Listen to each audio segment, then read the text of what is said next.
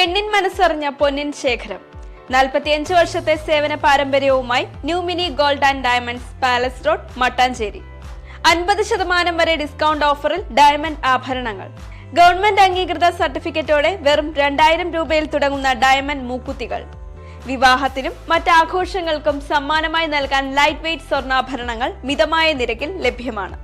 പണയത്തിലിരിക്കുന്ന സ്വർണ്ണാഭരണങ്ങൾ എടുത്ത് വിൽക്കുവാനും ഞങ്ങൾ നിങ്ങളെ സഹായിക്കുന്നു. പഴയ സ്വർണ്ണാഭരണങ്ങൾ വിൽക്കുമ്പോൾ മറ്റാരും നൽകാത്തത്ര ഉയർന്ന സ്വർണ്ണവില നൽകുന്നു. കൂടാതെ ഞങ്ങളുടെ മറ്റൊരു സ്ഥാപനമായ KVM ഫിനാൻസിൽ സ്വർണ്ണാഭരണങ്ങൾ വളരെ കുറഞ്ഞ പലിശ നിരക്കിൽ പണയം വയ്ക്കുമ്പോൾ കൂട്ടുപലിശയോ service ചാർജോ ഈടാക്കുന്നതല്ല.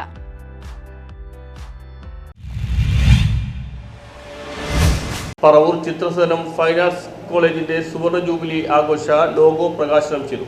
North Paravur ചിത്രസേനം fine arts കോളേജിന്റെ സുവർണ ജൂബിലി ആഘോഷത്തിന്റെ ഭാഗമായി ലോഗോ പ്രകാശനം നടന്നു. KS സദാശിവൻ അധ്യക്ഷത വഹിച്ചു. KP ജോഷി സ്വാഗതം ആശംസിച്ചു. IS കുണ്ടൂറാണ് പ്രകാശന കർമ്മം ഉദ്ഘാടനം ചെയ്തത്. ചിലർ പ്രശസ്തരല്ലായിരിക്കാം, പക്ഷെ പ്രാഗൽഭ്യവും പ്രശസ്തിയും തമ്മിൽ അത്ര ബന്ധമുണ്ടാവണമെന്നില്ല. ഇപ്പം രണ്ടും കൂടി വന്നുപോയേക്കാം.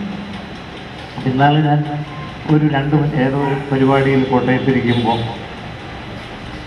സാറിൻ്റെ ഒരു ചിത്രം വരച്ചോട്ടെ എന്ന് അവിടെ ഒരു 30 വയസ്സൊക്കെ ഏകദേശമുള്ള ആയിക്കോട്ടെ, ഒരു 2 മിനിറ്റ് ഒന്ന് ഇരുന്ന് തരാമോ എന്ന് ചോദിച്ചു. അല്ലെങ്കിൽ വാട്സാപ്പിൽ ഒരു ഫോട്ടോ ഇട്ടാലും മതി. അപ്പോൾ പിന്നെ ഇത് ആ സ്റ്റേജിൽ തന്നെയാണ്. ഞാൻ വളരെ അത്ഭുതത്തോടു കൂടി 2-3 മിനിറ്റ് ഇരുന്ന് കാണും.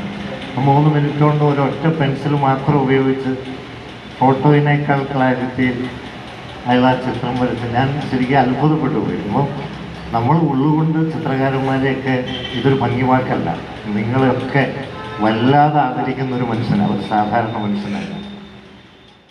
ലോഗോ KT ജോണി ഏറ്റുവാങ്ങി. പരമേശ്വരൻ മാസ്റ്റർ, CV കൃഷ്ണകുമാർ, ചന്ദ്രബോസ് അടുവാശ്ശേരി, ജയ്മോനാക്കനത്ത്, KP നോബിൾ, ഉത്തമൻ മതിലകം, ഷെജി ജോഷി, നാസർ ബാബു മംഗലത്ത് തുടങ്ങിയവർ സംസാരിച്ചു. ചിരിക്കുന്ന ഒരു മനുഷ്യൻ്റെ മുഖത്ത് നോക്കി അയാൾ കരയുന്ന ചിത്രം വരയ്ക്കാൻ സാധാരണ എന്തെങ്കിലും എഴുതുമ്പോഴും പറയുമ്പോഴും ഉള്ളതിനേക്കാൾ കൂടുതൽ ഒരു വലിയ പ്രതിഭ ആവശ്യമായി വരുന്നു എന്ന് ഏറെക്കാലം മുമ്പ് തന്നെ മനസ്സിൽ തോന്നിയ ഒരാളാണ്. News bureau, Paravur.